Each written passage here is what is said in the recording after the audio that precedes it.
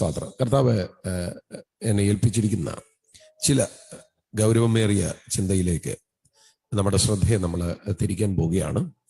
ഒരു വല്ലാത്ത കാലഘട്ടത്തിലൂടെയാണ് നമ്മൾ പോകുന്നത്. വല്ലാത്ത കാലഘട്ടം, നമുക്കറിയാം. സമാനതകളില്ലാത്ത പ്രശ്ന കലുഷിതമായ ഒരന്തരീക്ഷത്തിലൂടെയാണ് നമ്മൾ പോകുന്നത്. പക്ഷേ ഈ കാലങ്ങളെ ദൈവം ഭയങ്കര മൂവ്മെന്റിന് കാരണമാക്കി മാറ്റുന്നു എന്നാണ് ഞാൻ മനസ്സിലാക്കുന്നത്. ഒരു പക്ഷെങ്കിൽ യാതൊരുവിധ പ്രോബ്ലംസും ഇല്ലായിരുന്നുവെങ്കിൽ നടക്കുന്നതിനേക്കാൾ അധികം ദൈവപ്രവർത്തികൾ ഈ ഒരു കാലഘട്ടത്തിൽ നടക്കുന്നുവെന്നാണ് ഞാൻ മനസ്സിലാക്കുന്നത്. ധാരാളം മൂവ്മെന്റുകൾ നടന്നുകൊണ്ടിരിക്കുകയാണ്. 100-600 പേരൊക്കെയാണ് ഒരു പ്രയർ സെഷനിലൊക്കെ കൂടുകയും പ്രാർത്ഥിക്കുകയും ഒക്കെ ചെയ്യുന്നത്. അത് നിരന്തരമായി പ്രാർത്ഥനകൾ ഉയർന്നുകൊണ്ടിരിക്കുകയാണ്. ഒരുപക്ഷെങ്കിൽ ഞങ്ങളൊക്കെ പബ്ലിക് വേദിയിൽ നിന്നാൽ സംഭവിക്കുന്നതിനേക്കാൾ വ്യത്യസ്തമായിട്ടുള്ള കാര്യങ്ങൾ ഇതുപോലെയുള്ള ഓൺലൈൻ പ്ലാറ്റ്ഫോമുകളിൽ സംഭവിക്കുന്നു എന്ന് മനസ്സിലാക്കുമ്പോഴാണ് ഭയങ്കര സന്തോഷം ഉണ്ടാകുന്നത്. ഈ ഒരു 70ഓളം ലീഡേഴ്സ് ഒരുമിച്ച് കൂടുന്ന ഒരു മീറ്റിംഗ് ഉണ്ട് എല്ലാ ആഴ്ചയിലും. സത്യത്തിൽ അതൊക്കെ നമ്മളെ ഭയങ്കരമായിട്ട് ബലപ്പെടുത്തുന്ന സമയങ്ങളാണ്. അതുകൊണ്ട് ഞാൻ മനസ്സിലാക്കുന്നത് ഏത് പ്രശ്നങ്ങളുടെ അന്തരീക്ഷത്തിലും ദൈവം തൻ്റെ മഹത്വത്തിനായി കാര്യങ്ങളെ തിരിക്കുമെന്നുള്ളതാണ്. സ്തോത്രം. കർത്താവ് അനുഗ്രഹിക്കുമാറാകട്ടെ. ഈ ദിവസങ്ങളിൽ ദൈവം ചെയ്യുന്ന എല്ലാ കാര്യങ്ങൾക്കായി സ്തോത്രം ചെയ്യുന്നു. ഇന്ന് ഈ മീറ്റിങ്ങിൽ അറ്റൻഡ് ചെയ്യുന്ന എല്ലാവരും തന്നെ വളരെ സീനിയേഴ്സ് ആയതുകൊണ്ട് അതുമായി ബന്ധപ്പെട്ട ചില കാര്യങ്ങളാണ് പങ്കുവെക്കുവാനായിട്ട് ഞാൻ ആഗ്രഹിക്കുന്നത്. കർത്താവ് നമ്മോട് സംസാരിക്കട്ടെ. ഞാൻ സാധാരണ പഴയ നിയമത്തിൽ നിന്ന് അങ്ങനെ പ്രസംഗിക്കാറില്ല. വളരെ അപൂർവമായിട്ടാണ് പഴയ നിയമത്തിൽ നിന്ന് സംസാരിക്കുന്നത്. കൂടുതലും പുതിയ നിയമത്തിൽ ലേഖനങ്ങളിൽ നിന്നാണ് പ്രസംഗിക്കുന്നത്. എന്നാൽ വളരെ വ്യത്യസ്തമായ ചില ആലോചനകൾ ദൈവത്തിന്റെ ആത്മാവ് തരുമ്പോൾ അത് പറയാറുമുണ്ട്.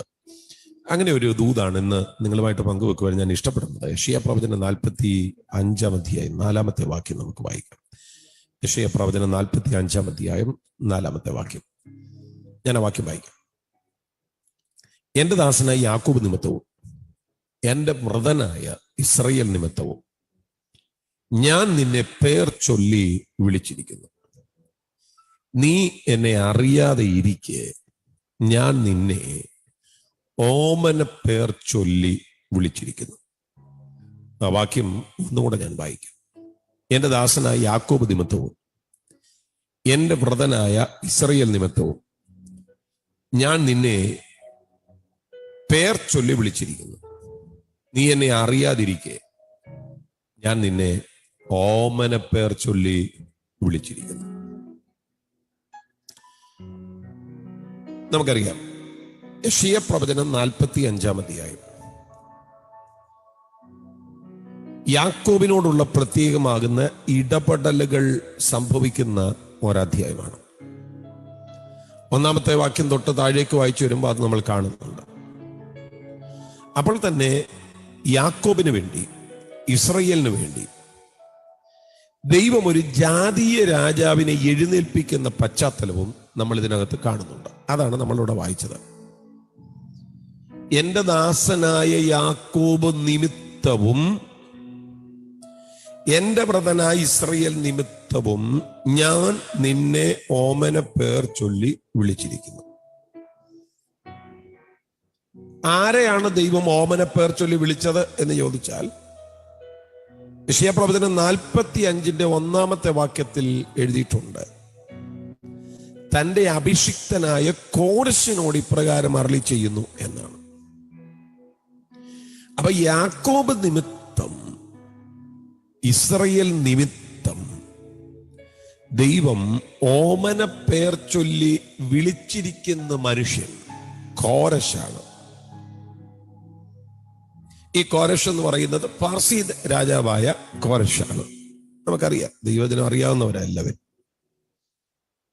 എന്തിനാ വിളിച്ചേ കോരശിനെ? 2 കാര്യങ്ങളാണ്. ഒന്ന്, എന്റെ ദാസനായ യാക്കോബ് നിമിത്തം. 2, എന്റെ വ്രതനായ ഇസ്രായേൽ നിമിത്തം. ആ പദം സൂക്ഷ്മമായി നമ്മൾ ശ്രദ്ധിക്കേണ്ടതാണ്. എന്റെ ദാസനായ യാക്കോബ് നിമിത്തം, എന്റെ വ്രതനായ ഇസ്രയേൽ നിമിത്തം. സ്തോത്രം. വാസ്തവത്തില് ഈ ഓമന പേർ ചൊല്ലി വിളിച്ചു എന്ന് പറയുമ്പം എന്താണ് ശരിക്കും അർത്ഥമാക്കുന്നത്? ഓമന പേർ ചൊല്ലി വിളിച്ചു എന്ന് പറയുമ്പോൾ നമ്മൾ നമ്മുടെ ഈ കൊച്ചു കുഞ്ഞുങ്ങളെയൊക്കെ ചെല്ലപ്പേരിട്ട് വിളിക്കുമല്ലോ. കൊച്ചുമക്കളെയൊക്കെ ചെല്ലപ്പേരിട്ട് വിളിക്കും, അപ്പു, അമ്മു, അല്ലേ? അങ്ങനെയൊക്കെ നമ്മൾ വിളിക്കും. ഓമനപ്പേരെന്ന് പറഞ്ഞു കഴിഞ്ഞാൽ ചില സന്ദർഭങ്ങളിൽ അങ്ങനെ ഒരു ചിന്തയാണ് നമ്മുടെ മനസ്സിൽ വരുന്നത്. പക്ഷെ ശരിക്കും ഓമനപ്പേർ ചൊല്ലി വിളിച്ചു എന്ന് പറയുമ്പോൾ അത് അല്പം വ്യത്യസ്തമായിട്ടുള്ള ഒരു പ്രയോഗമാണ്. ഓമനപ്പേർ ചൊല്ലി വിളിച്ചു എന്ന വാക്കിനെ നമ്മൾ ശരിക്കും മനസ്സിലാക്കിയാൽ ഐ ഹാവ് സർനെയിംഡ് ദീ എന്ന് എഴുതിയിരിക്കുന്നത്. ഞാൻ നിന്നെ സർനെയിം ഇട്ട് വിളിച്ചിരിക്കുകയാണ്. ഞാൻ നിന്നെ സർനെയിം ഇട്ട് വിളിച്ചിരിക്കുകയാണ്. എന്തോ ഈ സർനെയിം എന്ന് പറഞ്ഞാൽ, ഇപ്പോ ഫിന്നി വർഗീസ് ആണ് സർനെയിം. പാസ്റ്റർ ബാബു ജോർജ് ആണ് സർനെയിം. എന്റെ പേര് റെജി മാത്യു എന്നാണ്, മാത്യു ആണ് സർനെയിം. ആ സർനെയിം എന്ന് പറഞ്ഞാൽ എന്താണ്?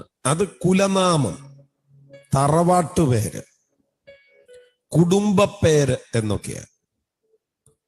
അപ്പൊ ദൈവം പറയുന്നു, കോരശ് ഞാൻ നിന്നെ സർനെയിം ഇട്ട് വിളിച്ചിരിക്കുകയാണ് എന്ന് പറഞ്ഞാൽ ഞാൻ നിനക്ക് കുലനാമം തന്നിരിക്കുകയാണ്, ഞാൻ നിനക്ക് തറവാട്ടുപേര് തന്നിരിക്കുകയാണ്, ഞാൻ നിനക്ക് കുടുംബപ്പേര് തന്നിരിക്കുക.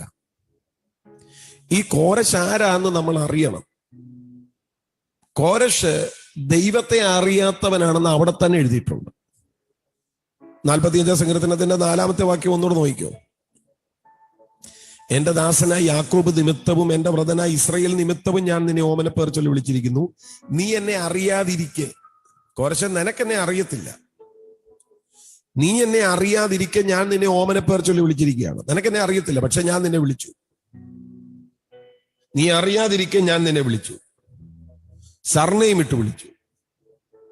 എന്തിനാണെന്നറിയാം? എന്റെ ദാസനായ യാക്കോബ് നിമിത്തം, എന്റെ വ്രതനായ ഇസ്രയേൽ നിമിത്തം.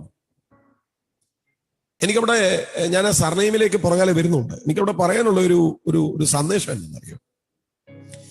ഈ കോരശ് എന്ന ഈ മനുഷ്യൻ ദൈവത്തെ അറിയാത്തവനാണ്. ഈ വിളിക്കുന്ന സമയത്തും ദൈവത്തെ അറിയാത്തവനാണ്.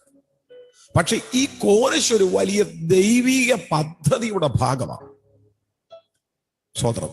അതെന്നാന്ന് ചോദിച്ചാല്, ഈ കോരശിനെ കുറിച്ച് ആദ്യത്തെ പ്രവചനം വീണത് സുമാർ 200 വർഷങ്ങളുടെ പുറകിലാണ്. നന്നായിട്ട് ആ ഭാഗം ശ്രദ്ധിക്കണം. 200 വർഷത്തിന് മുമ്പ് ഇയാൾക്ക് കോരശ് എന്ന് പേരിട്ടതാ ദൈവം. തെളിവ് 2 ദിനവൃത്താന്തം 36:22. എന്നാൽ യിരെമ്യാവ് മുഖാന്തരം ഉണ്ടായ യഹോവയുടെ വചനം നിവർത്തിയാകേണ്ടതിന് പാർസി രാജാവായ കോരശിന്റെ 1-ാം ആണ്ടിൽ യഹോവ പാർസി രാജാവായ കോരശിന്റെ മനസ്സ് ഉണർത്തി. ആര് മുഖാന്തരം ഉണ്ടായ പ്രവചനം? യിരെമ്യാവ് മുഖാന്തരം ഉണ്ടായ പ്രവചനം. എസ്രയുടെ പുസ്തകം 1-ാമത്തെ വാക്യത്തിലും അത് പറയുന്നുണ്ട്. യിരെമ്യാവ് മുഖാന്തരം ഉണ്ടായ യഹോവയുടെ അരുളപ്പാട് നിവർത്തിയാകേണ്ടതിന് പാർസി രാജാവായ കോരശിന്റെ 1-ാം ആണ്ടിൽ യഹോവ പാർസി രാജാവായ കോരശിന്റെ മനസ്സിനെ ഉണർത്തി. കണ്ടോ? യിരെമ്യാവ് മുഖാന്തരം ഉണ്ടായ പ്രവചനമാണ്. ആ പ്രവചനം എന്നാണ് ഉണ്ടായത് എന്ന് ചോദിച്ചാൽ ഈ കോരശ് ജനിക്കുന്നതിന് 200 വർഷം ബാക്കിലാണ്. സ്തോത്രം. ഞാൻ പറയുന്നത് മനസ്സിലാക്കും എന്ന് ഞാൻ ചിന്തിക്കുക. കോരശ് ജനിക്കുന്നതിന് 200 വർഷം മുൻപാണ് യിരെമ്യ പ്രവാചകൻ ജീവിച്ചിരുന്നത്.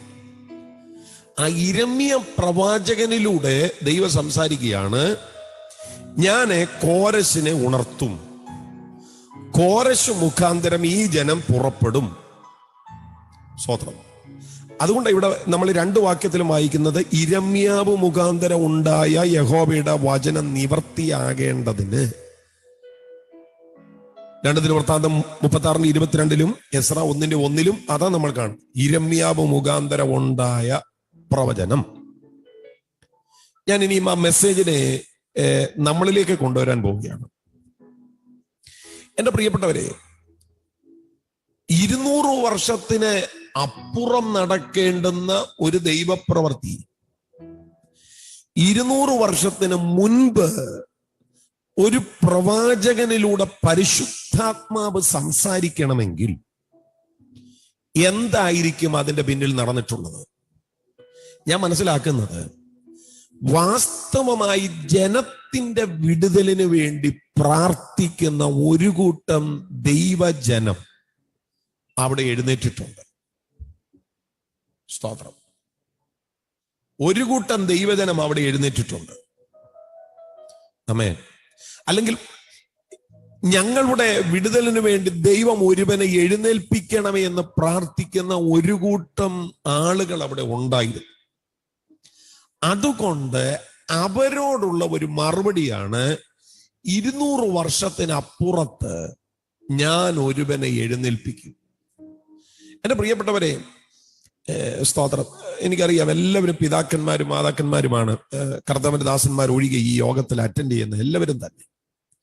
ഞാൻ പറയും, ഇന്ന് നമ്മൾ പലതും പ്രാർത്ഥിച്ചുകൊണ്ടിരിക്കുകയാണ്.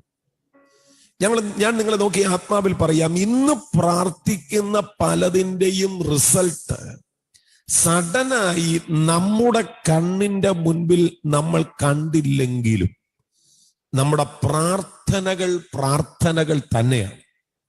പിടികിട്ടുന്നുണ്ടെങ്കിൽ ആത്മാവിൽ കർത്താവിനെ ഒന്ന് സ്തുതിച്ചാട്ടെ. നമ്മുടെ പ്രാർത്ഥനകൾ തന്നെയാണ്. സ്തോത്രം.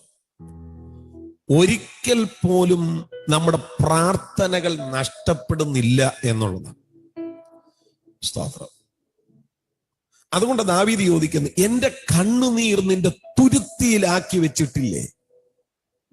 അത് നിന്റെ പുസ്തകത്തിൽ എഴുതിയിട്ടില്ലേ? ഈ കാലഘട്ടത്തെ നോക്കി, ദൈവസഭകളെ നോക്കി, തലമുറകളെ നോക്കി നെടുവീർപ്പിടുന്ന ചില പ്രാർത്ഥനാ മനുഷ്യർ ചില ഇടങ്ങളിൽ ഉണ്ടെങ്കിൽ അവരോട് ദൈവത്തിന് ഇടപെടാതിരിക്കാൻ പറ്റത്തില്ല. എന്റെ പ്രിയ പിതാക്കന്മാരെ, മാതാക്കന്മാരെ, ഞാൻ ആത്മാവിൽ നിങ്ങളോട് പറയാം, നിങ്ങൾ വളരെ സീനിയറായിട്ടിരിക്കുന്ന ഒരാളായിരിക്കാം. ഒരുപക്ഷെങ്കിൽ പഴയതുപോലെയുള്ള ആരോഗ്യമൊന്നും കാണത്തില്ലായിരിക്കാം. ഞാൻ നിങ്ങളോട് ആത്മാവിൽ പറയാം, ആ ഒരു സ്ഥിതിയിലാണെങ്കിലും എന്റെ ദൈവമേ എന്ന് ദൈവത്തെ നോക്കി ഹൃദയം തുറന്ന് വിളിക്കാനുള്ള മനസ്സ് നമുക്കുണ്ടെങ്കിൽ നമ്മുടെ ആ പ്രാർത്ഥന മതി കാലഘട്ടങ്ങൾക്കപ്പുറത്തുള്ള ചില കാര്യങ്ങളെ ചലിപ്പിക്കാൻ. പിടികിട്ടുന്നവരുണ്ടെങ്കിൽ കരങ്ങൾ ഉയർത്തി കർത്താവിനൊന്ന് സ്തുതിച്ചാട്ടെ. ഈ സന്ധിയിൽ പരിശുദ്ധാത്മാവ് ചിലരെ ആ ഒരു വിധത്തിലേക്ക്, സ്തോത്രം, ആ ഒരു വിധത്തിലേക്ക് നയിക്കാൻ ആഗ്രഹിക്കുകയാണ്. നമുക്കറിയാം, ഈ മിക്കപ്പോഴും അപ്പന്മാരോടുള്ള ഇടപെടലിനകത്ത് 2, 3, 4 തലമുറകൾക്കാണ്. ഞങ്ങളുടെ എല്ലാ പ്രഭാതങ്ങളിലും ഒരു കൂട്ടായ്മയുണ്ട്. വിവിധ രാജ്യങ്ങളിലുള്ള ഒരു 130 പേര് ഒരുമിച്ച് എല്ലാ ദിവസവും കൂടി വരും. അതില് ഇന്നലെ ഞങ്ങള് സംസാരിച്ച ഒരു ദൂത് സങ്കീർത്തനം 132 13 വാക്യമാണ്. യഹോവ സിയോനെ തെരഞ്ഞെടുക്കുകയും അതിനെ തന്റെ വാസസ്ഥലമായി ഇച്ഛിക്കുകയും ചെയ്തു. അതില് ദാവീദിനോട് പറയുന്ന ഒരു ദൂതുണ്ട് 12 വാക്യത്തിൽ. നിന്റെ മക്കൾ എന്റെ നിയമത്തെയും ഞാൻ അവർക്ക് ഉപദേശിച്ച സാക്ഷ്യത്തെയും പ്രമാണിക്കുമെങ്കിൽ, നോക്കിയേ, അവരുടെ മക്കളും എന്നേക്കും നിന്റെ സിംഹാസനത്തിൽ ഇരിക്കും. അപ്പൊ അപ്പനോടാ പറയുന്നത്, നിന്റെ മക്കളും അവരുടെ മക്കളും. ഞാൻ അതുകൊണ്ടാണ് പറഞ്ഞ 3, 4 തലമുറകൾ എപ്പോഴും ദൈവത്തിന്റെ പദ്ധതിക്കകത്ത് കാണും. ഞാൻ ചിന്തിക്കുന്നത്, ഇവിടെ ഇരിക്കുന്ന ഒരു 70% പിതാക്കന്മാരും മാതാക്കന്മാരും 3-ാം തലമുറയെ കണ്ടിട്ടുള്ളവരാ. മക്കളെയും മക്കളുടെ മക്കളെയും കണ്ടിട്ടുള്ളവരാ. ദാവീദിനോട് പറയുന്നു, നിന്റെ മക്കളും അവരുടെ മക്കളും. വേറൊരിടത്ത് ജനിപ്പാനിരിക്കുന്ന തലമുറ എന്നും കൂടെ പറഞ്ഞിട്ടുണ്ട്. 4-ാം തലമുറ അത് ജനിച്ചിട്ടില്ല, അല്ലെങ്കിൽ കണ്ടിട്ടില്ല, ജനിപ്പാനിരിക്കുന്ന തലമുറയാണ്. അപ്പൊ അവിടെ നിങ്ങൾ ശ്രദ്ധിച്ചേ, ഒരപ്പനോടാണ് ഈ ഇടപെടലുകളെല്ലാം ദൈവം നടത്തുന്നത്. ഒരപ്പനോടാണ് ഈ ഇടപെടലുകളെല്ലാം നടത്തുന്നത്. നമ്മളിൽ പലരും അത്രയും കാഴ്ചപ്പാടുള്ളവരല്ല. എൻ്റെ തലമുറയോടോ എൻ്റെ തലമുറയുടെ തലമുറയോടോ അവരുടെ സന്തതിയോടോ ഞാൻ മുഖാന്തരം ഒരു ഇടപാടുണ്ടെന്ന് ഒരു വെളിപ്പാട്, അതാണ് വാസ്തവത്തിൽ നമ്മിലേക്ക് വരേണ്ടുന്നത്. ഒന്നുകൂടെ ഞാൻ പറയാം. എൻ്റെ മക്കളോടോ എൻ്റെ മക്കളുടെ മക്കളോടോ അവരുടെ മക്കളോടോ ഞാൻ മുഖാന്തരം ഒരു ഇടപെടലുണ്ട് എന്ന് പറയുന്നതാണ് ഏറ്റവും ഗംഭീരമായ കാര്യം. Praise the Lord, hallelujah. നമ്മൾ ഈ പാടുന്ന ഒരു പഴയ പാട്ടുണ്ടല്ലോ, വാഗ്ദത്തമാ നിക്ഷേപം ഞാൻ, അല്ലെ, ആകയൻ സ്വന്തമാക്കുവാൻ, പൂർണ്ണപ്രകാശം രക്ഷക പൂർണ്ണ വിശ്വാസത്തെ. എന്താ എനിക്കറിയാം, ഇപ്പം സ്തോത്രം, അവിടെയുള്ള എല്ലാവരും തന്നെ സാമാന്യം ഭേദപ്പെട്ട സാമ്പത്തിക ചുറ്റുവട്ടത്തിൽ ജീവിക്കുന്നവരാണ്. സ്തോത്രം, ഈ കാനഡയിലുള്ളവരാണ് ഭൂരിപക്ഷം ഈ മീറ്റിങ്ങിലുള്ളതെന്ന് എനിക്കറിയാം. സ്തോത്രം. എന്റെ പ്രിയപ്പെട്ടവരെ, പക്ഷെ ഒരു കാര്യം തിരിച്ചറിയണം, ഈ കനേഡിയൻ ഡോളർ ഒന്നും അല്ല നമ്മുടെ ഏറ്റവും വലിയ നിക്ഷേപം. അതൊക്കെ ഉണ്ടെങ്കിൽ അവിടെ കിടന്നോട്ട്. നമ്മുടെ നിക്ഷേപം കനേഡിയൻ ഡോളർ അല്ല. അതൊന്നും നമ്മൾ പാടുന്ന ഒരു പാട്ടുണ്ടല്ലോ, നഗ്നനായി ഞാൻ ലോകത്തിൽ വന്നു നഗ്നനായി തന്നെ പോകും. നഗ്നരായിട്ട് ഇങ്ങോട്ട് വന്നേ, നഗ്നരായിട്ട് ഇവിടുന്ന് അങ്ങോട്ടും പോകത്തുള്ളൂ. ലോകത്തിൽ എനിക്ക് ഇല്ല യാതൊന്നും, എന്റെ കൂടെ അങ്ങ് പോരാൻ. അപ്പൊ കനേഡിയൻ ഡോളറും കനേഡിയൻ വീടുകളും ഒക്കെ എവിടെ വരെ ഉള്ളൂ? ശവമഞ്ചം വരെ ഉള്ളൂ. അങ്ങനെ ഒരു പാട്ടുണ്ട്, ഒരു കവിതയുണ്ട്. അത് മനുസ്മൃതിയുടെ ഒരു ഭാഗമാണ്. അർത്ഥാഗ്രഹേ നിവർത്തന്തേ ശ്മശാനോ പുത്രബാന്ധവ സുഹൃതം ദുഷ്കൃതം ശൈവ ഗശ്ചന്തമനുഗശ്ചതി. അതിന്റെ അർത്ഥം ഇതാണ്: ഒരു മനുഷ്യന്റെ ജീവിതത്തിൽ പുത്രന്മാരും പുത്രിമാരും ഐശ്വര്യവും സമ്പത്തും ധാരാളമായി ഉണ്ടായിരുന്നാലും അതെല്ലാം കുഴിമാടം വരെ പിന്തുടരത്തുള്ളൂ. ശേഷം അവൻ തന്റെ ജീവിതത്തിൽ ചെയ്തു കൂട്ടിയ സുഹൃതങ്ങൾ ദുഷ്കൃതങ്ങൾ മാത്രമായിരിക്കും അവനെ പിന്തുടരുന്നത്. ശരിയാണ്, മനുസ്മൃതിയാണെങ്കിലും അത് റിയാലിറ്റിയാണ്. എല്ലാം കുഴിമാടത്തെങ്കിൽ വരെ മാത്രമേ കാണത്തുള്ളൂ. അതിനപ്പുറത്തേക്ക് ഇവിടെ ഉള്ളതൊന്നും നമ്മൾ കൊണ്ടുപോകാൻ പറ്റത്തില്ല. അതുകൊണ്ടാണ് വാഗ്ദത്തമാ നിക്ഷേപം ഞാൻ ആകയൻ സ്വന്തമാക്കുവാൻ എന്ന് പാടുന്നത്. നമ്മുടെ നിക്ഷേപം വാഗ്ദത്തമാണ്. ഇതിനപ്പുറത്തേക്ക് നമുക്ക് കൊണ്ടുപോകാൻ കഴിയുന്ന റിയലായിട്ടുള്ള നിക്ഷേപം എന്ന് പറയുന്നത് വാഗ്ദത്തമാണ്. അപ്പം നമ്മൾ നമ്മുടെ തലമുറകളെ കുറിച്ച് പ്രാപിക്കുന്ന വാഗ്ദത്തമാണ് അവരിൽ ഏറ്റവും അധികം പ്രയോജനപ്പെടാൻ പോകുന്നത്. അതിൽ ഈ മക്കളെ കുറിച്ച് വാഗ്ദത്തം പ്രാപിച്ചിട്ടുള്ളതില് നമ്മൾ എന്നും എടുത്തു പറയേണ്ട ഒരപ്പൻ ദാവീദ് തന്നെയാണ്. സ്തോത്രം. എന്നും എടുത്തു പറയേണ്ട ഒരാള്. കാരണം ദാവീദാണ് പല സന്ദർഭങ്ങളിലും പറഞ്ഞിട്ടുള്ളത്, ഇതും പോരാ എന്ന് നിനക്ക് തോന്നിയിട്ട് എന്റെ വരുവാനുള്ള തലമുറയെക്കുറിച്ചും കൂടെ നീ അരുളി ചെയ്തിരിക്കുന്നുവല്ലോ. കണ്ടോ. സ്തോത്രം. അപ്പൻ എന്നുള്ള നിലയിൽ, ആത്മീകൻ എന്നുള്ള നിലയിൽ വിജയിക്കുന്നത് എവിടെയാണെന്ന് അറിയാമോ? തലമുറയ്ക്ക് വേണ്ടി വാഗ്ദത്തങ്ങളെ റിസീവ് ചെയ്യുമ്പോഴാണ്. സ്തോത്രം. ഞാൻ പറയുന്നത് നിങ്ങൾക്ക് മനസ്സിലാകുന്നുണ്ടെന്ന് എന്റെ ചിന്ത. ഹല്ലേലൂയ. എന്റെ പ്രിയപ്പെട്ടവരെ, അതൊരു ഭയങ്കര കാഴ്ചപ്പാടാണ്. അതൊരു ഭയങ്കര വെളിപ്പാടാണ്. സ്തോത്രം. ഇത് എല്ലാവർക്കും കിട്ടുന്നതല്ല. ഇതൊരു ന്യൂനപക്ഷത്തിന് മാത്രം കിട്ടുന്ന ഒരു സംഭവമാണ്. ഹല്ലേലൂയ. എല്ലാവരിലേക്കും അത് വരത്തില്ല. ഞാൻ ഏതാണ്ട് 67 ഡിവൈസുകൾ ഈ മീറ്റിംഗിൽ ഇപ്പോൾ ജോയിൻ ചെയ്തിട്ടുണ്ട്. ഇവിടെ നാട്ടിൽ ഇത് 4:22 മോർണിംഗ്. സ്തോത്രം. ഈ ഒരു സമയത്ത് ദൈവം എനിക്ക് തന്ന നിയോഗത്തിനകത്ത് ഞാൻ പറയാം, തലമുറകൾക്ക് വേണ്ടി വാഗ്ദത്തങ്ങളെ പ്രാപിക്കുക എന്നുള്ളതിലാണ് ഇപ്പോൾ നമ്മൾ വിജയിക്കുന്നത്. സ്തോത്രം. അതുകൊണ്ടാണ് നമ്മൾ പാടുന്നതും വാഗ്ദത്തമാം നിക്ഷേപം ഞാൻ ആകയൻ സ്വന്തമാക്കുവാൻ, പൂർണ്ണപ്രകാശം രക്ഷക പൂർണ്ണ വിശ്വാസത്തെയും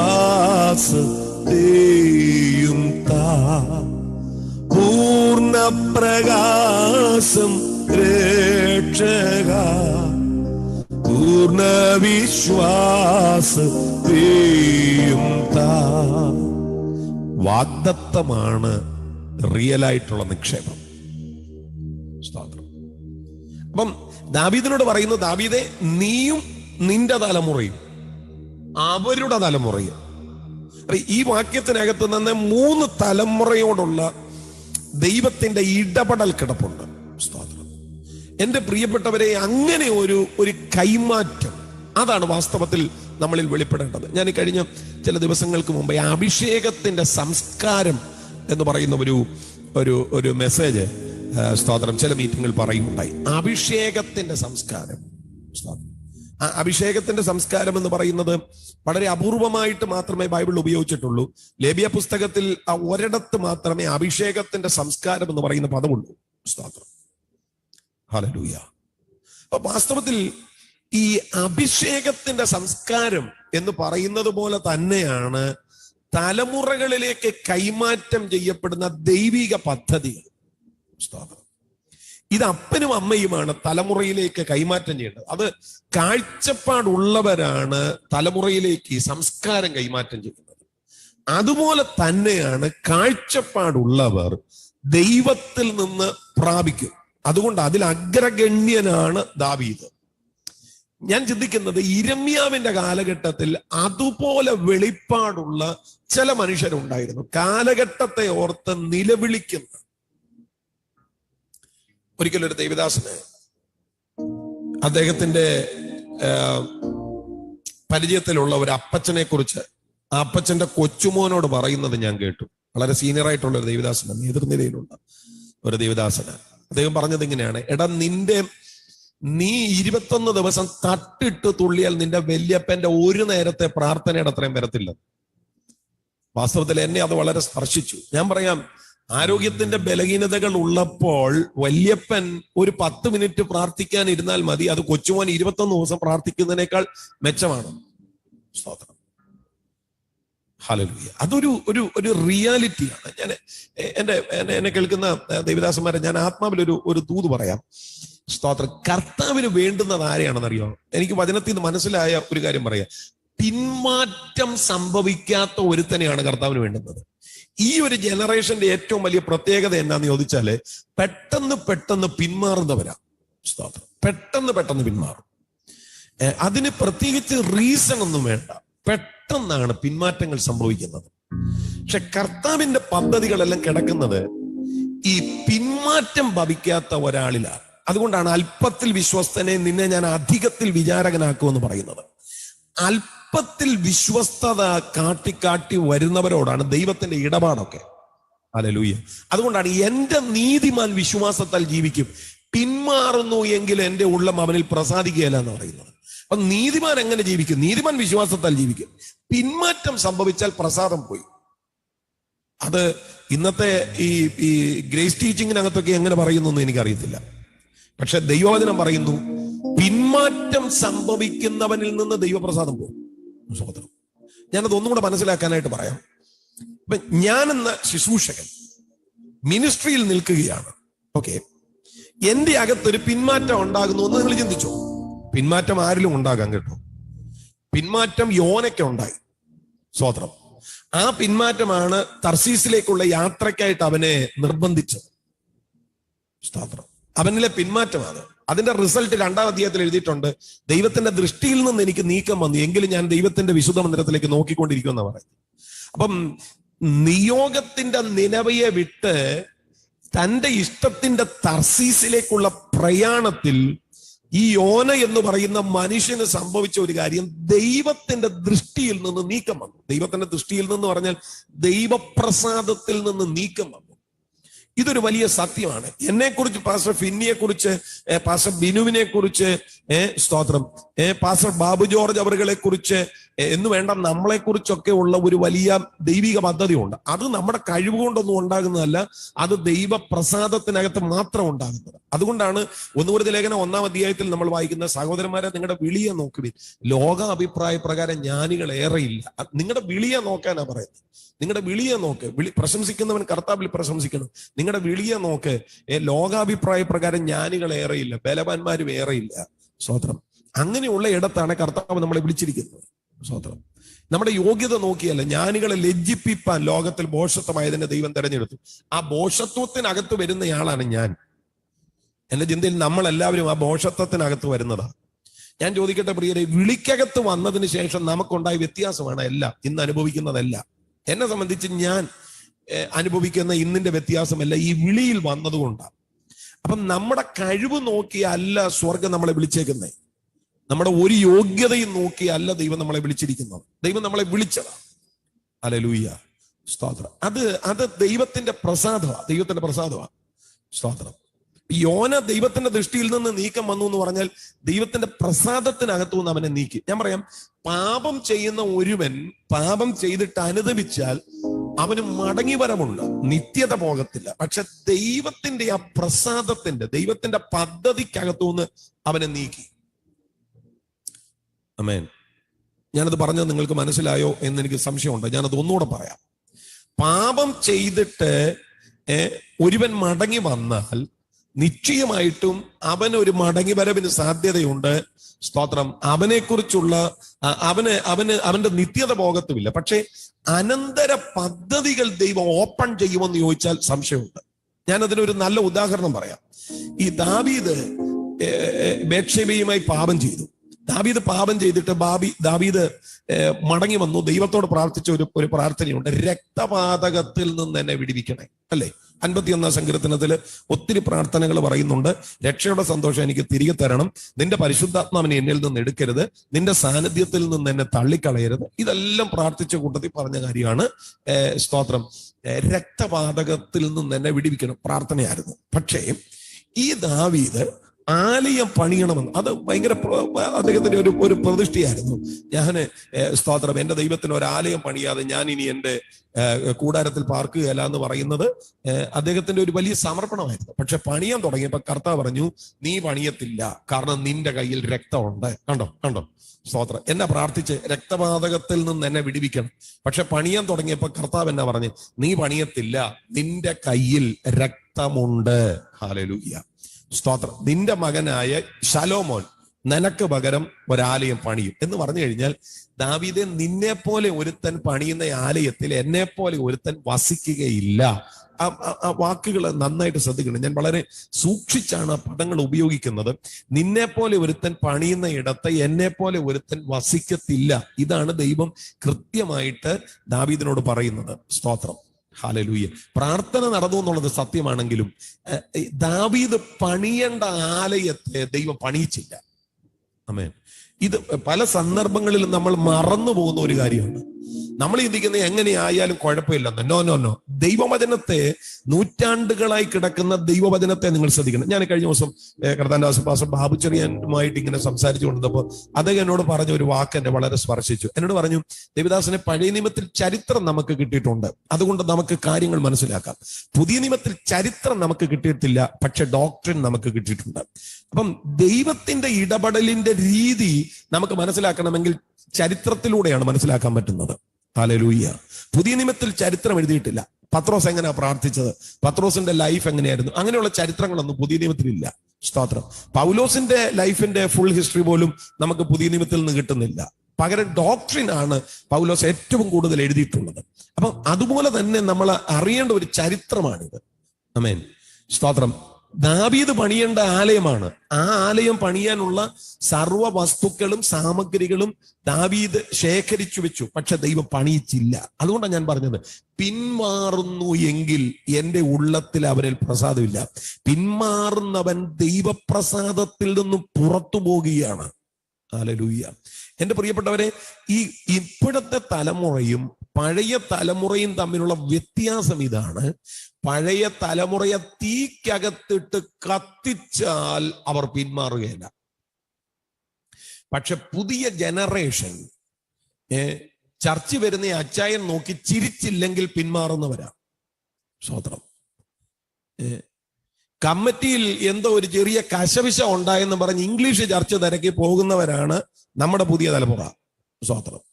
അവിടെ പോയാൽ എന്നെ കിട്ടാം, അവിടെ പോയിട്ടൊന്നും കിട്ടാനൊന്നുമില്ല. പിന്നെ അതങ്ങനെ. സ്തോത്രം. അപ്പൊ ഇതാണ് ഈ ജനറേഷൻ തമ്മിലുള്ള വ്യത്യാസം. അതുകൊണ്ടാണ് ഞാൻ പറയുന്നത്, ഹല്ലേലൂയ.